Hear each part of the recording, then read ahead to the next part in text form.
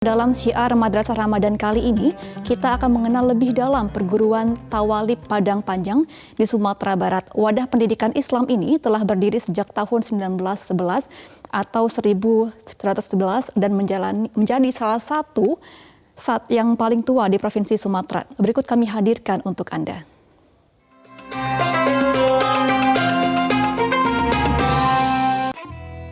Kota Padang Panjang di Sumatera Barat dikenal sebagai salah satu serambi Mekah di Indonesia karena terdapat banyak wadah pendidikan Islam. Salah satunya Perguruan Tawalib Putra Padang Panjang. Kehadiran wadah pendidikan Islam ini terus bertahan hingga sekarang sebagai tempat pembentukan moral dan akhlak bagi generasi muda. Yang namanya Tawalib ini dulu namanya Perguruan Tawalib yang diinggriskan dengan Tawalib School. Mulai berdiri sejak tahun 1911. Diawali digagas oleh Inyak Daud Rashidi, ayah dari Haji Mansur Daud Belimakayo, ketua MUI pertama Sumatera Barat. Jadi dilanjutkan oleh Inyak DR, ayahnya Buya Hamka. Inyak DR itu nama lengkapnya Haji Abdul Karim Amalullah. Orang sebut juga dengan Inyak Rasul. Jadi awal-awalnya Tawalib itu sifatnya pengajian secara klasikal di Suro Jambatan Basi.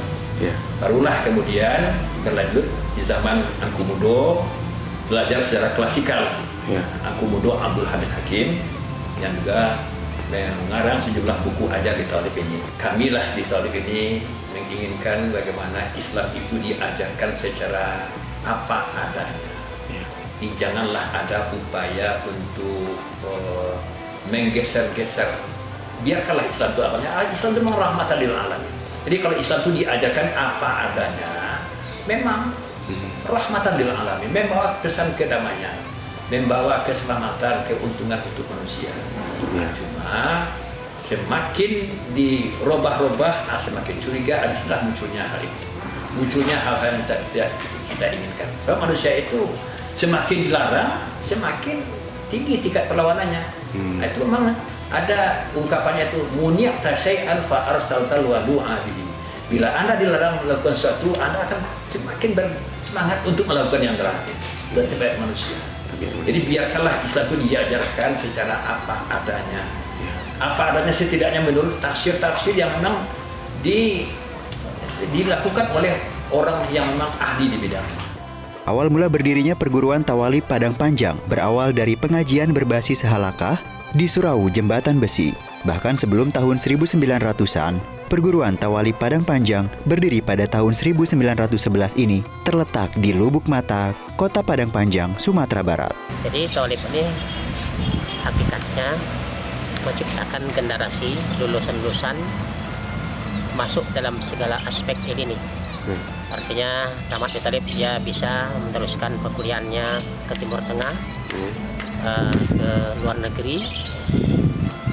Seperti ada alumni Tawalib yang kuliah ke Belanda ke Malaysia, ke Australia. Tapi kalau Timur Tengah seperti Mesir, Sudan itu ada hal yang biasa.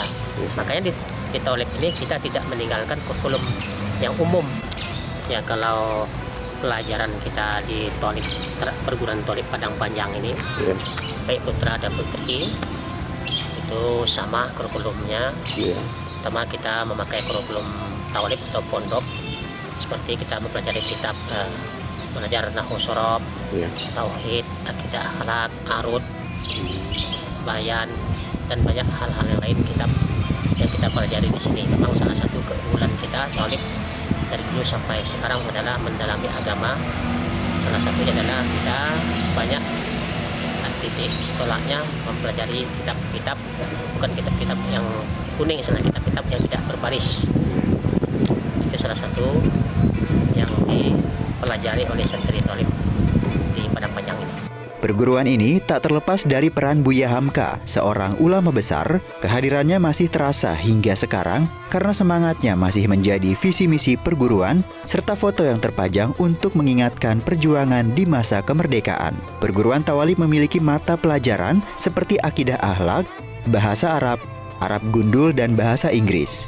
Peserta didik juga dibekali dengan keterampilan menjadi imam, khotib, dan penceramah. Di sini saya telah mendapatkan berbagai ilmu, berbagai pengalaman dari para ustadz, para guru, dan berkat ilmu yang diajarkan oleh ustadz-ustadz di sini, saya dapat menjadi imam di masjid-masjid lain, saya dapat berceramah di daerah-daerah lain. Itu pun semua hasil berkat ilmu-ilmu dari tawalib dari para guru. Cita-cita saya ingin menjadi ulama terkenal yang bisa berdakwah di luar negeri, baik dalam negeri maupun mana-mana saja. Selama mondok di Tawalib Putra ini, untuk pertama kalinya mungkin sedikit merasa nervous atau sedikit merasa gugup. Tetapi setelah beberapa lama, setelah berbaur dengan teman-teman dan para guru, akhirnya sudah mulai terbiasa.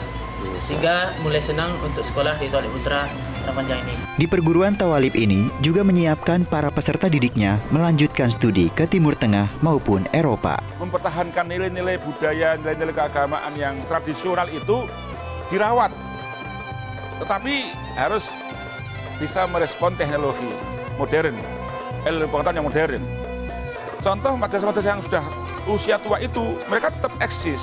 Tetapi mereka nggak cukup dengan mempertahankan tradisi lama, tetap harus responsif pada teknologi dan pengetahuan modern harus respon. Karena apa?